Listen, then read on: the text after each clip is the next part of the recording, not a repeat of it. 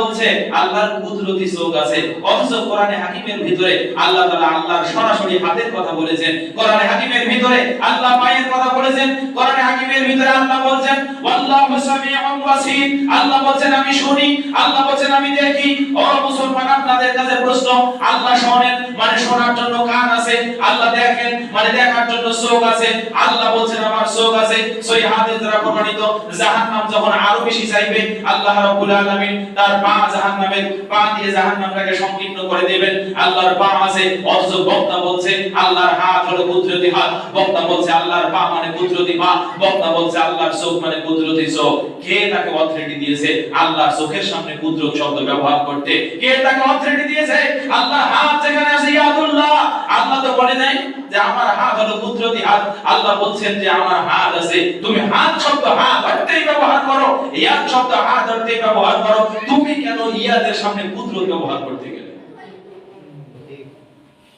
বড় বক্তা, বক্তা বড় না? বক্তা অনেক বড়। আমরা কত পরিমাণ সমালোচনা করেছি, এখনো বক্তা আমাদের সমালোচনাকে ধরাই খেয়াল করেছে। এখনো বক্তা সমাজে তার ভুল উল্টিয়ে বাংলার জনগণের কাছে মাফ চাই নাই, বাংলার মুসলিম জনতাকে বলে নাই যে আমি তোমাদের জন্য এটা খেয়ানত করেছি, আমার বইয়ের পৃষ্ঠা থেকে নেক্সট সংস্করণে আমি এটা উঠিয়ে নিব। অযুবকরা ভেদ জানে আমরা যেটা বলছি এটাই কোরআন এবং হাদিসের মানদণ্ডে চূড়ান্ত সত্য। ও যা লিখেছে ওটা গলিত নোংরা ভুল, এটা হলো মানুষের ঈমান বিকিয়ে দেওয়ার মতো প্রতারণা।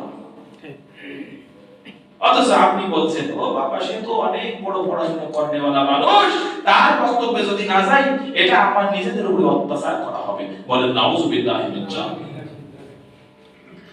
এই মানুষগুলো জেনে না জেনেই তার অনুসরণ করে, করে না? আপনি মনে করছেন যে হুজুর যে ইনি তো আলোচনার বিষয় সেট করলো একটা আর বক্তব্য দিচ্ছে উল্টা পাল্টা। না, আমি আলোচনার লাইনে আছি, শোনেন। ওই মানুষটার লক্ষ লক্ষ কোটি কোটি ফলোয়ার আছে না নাই?